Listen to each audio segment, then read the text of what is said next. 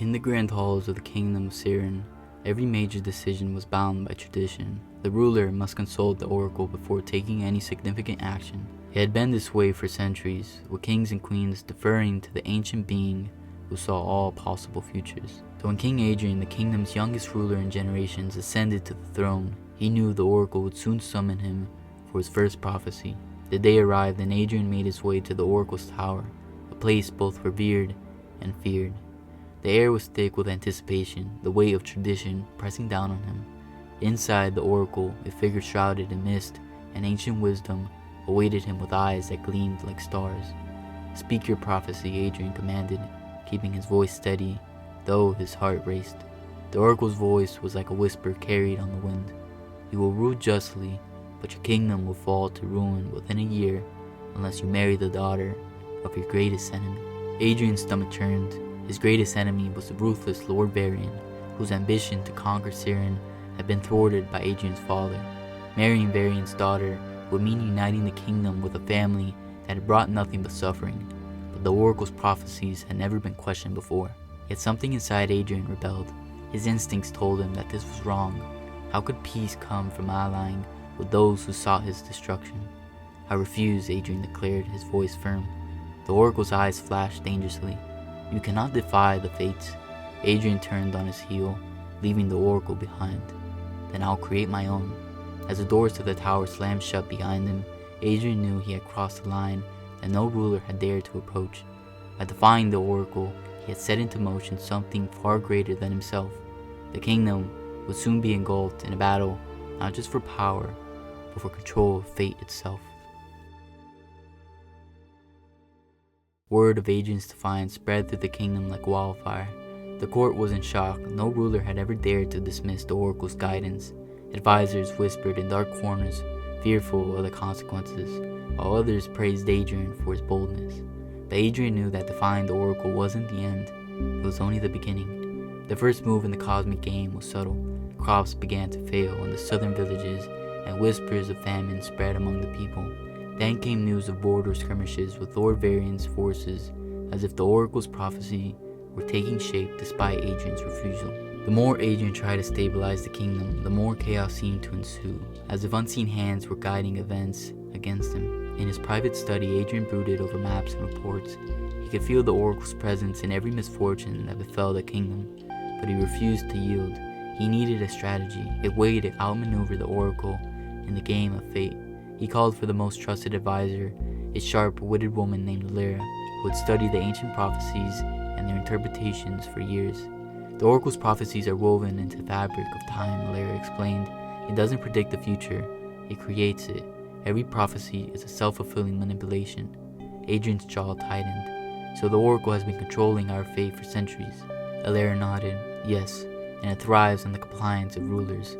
By defying it, you've broken the pattern, but the oracle will fight back." Adrien felt the weight of his decision settle heavier on his shoulders.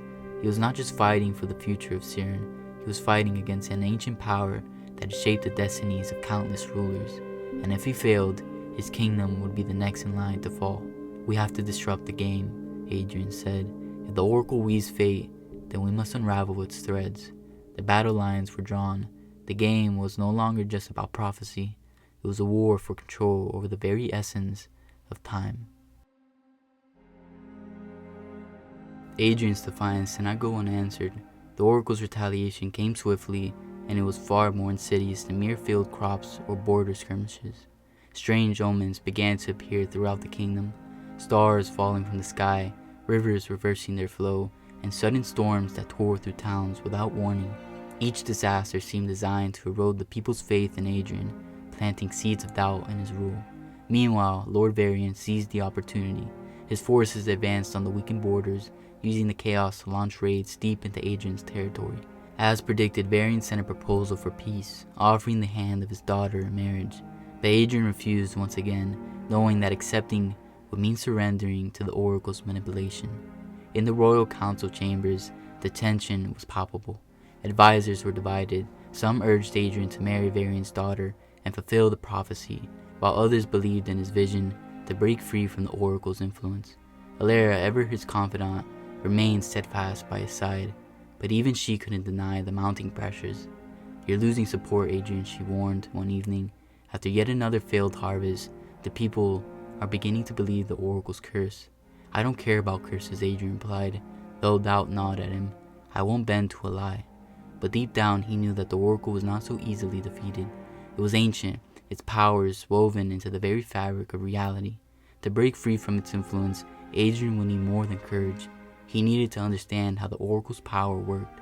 One night, as Adrien wrestled with his thoughts, a strange figure appeared in his chambers. An old wanderer, dressed in tattered robes, who claimed to know the truth about the oracle's origins.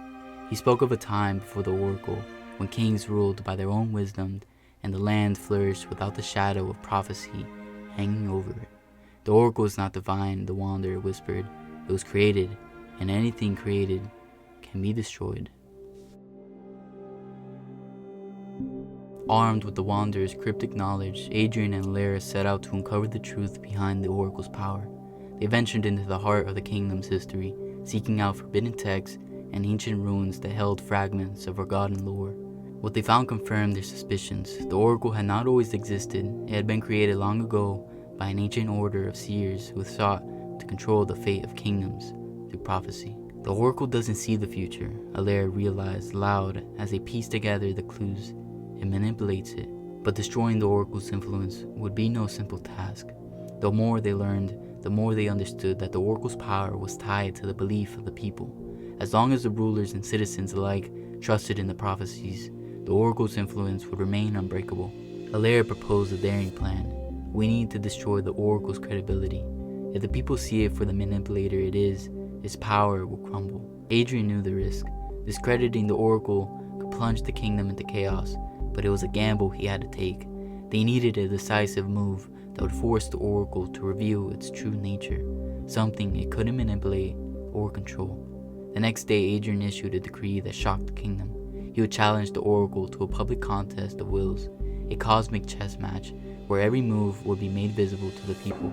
If he could outwit the oracle, the kingdom would be free from its influence forever. But if he failed, he would lose everything. The contest between Adrien and the oracle was held in the grand square where the entire kingdom had gathered to witness the fate of their future. A massive chessboard was set, each piece representing a key element of the kingdom, its people, lands, and even time itself. Every move Adrien made reshaped the reality of the kingdom, and every counter by the oracle warped their future in ways only it could foresee. As the game progressed, Adrien realized just how deep the oracle's control ran. Every piece he moved, he seemed to play into the oracle's hands, reinforcing the patterns of fate he had woven over centuries. But Adrien had anticipated this. He wasn't playing to win in the traditional sense. He was playing to break the game itself.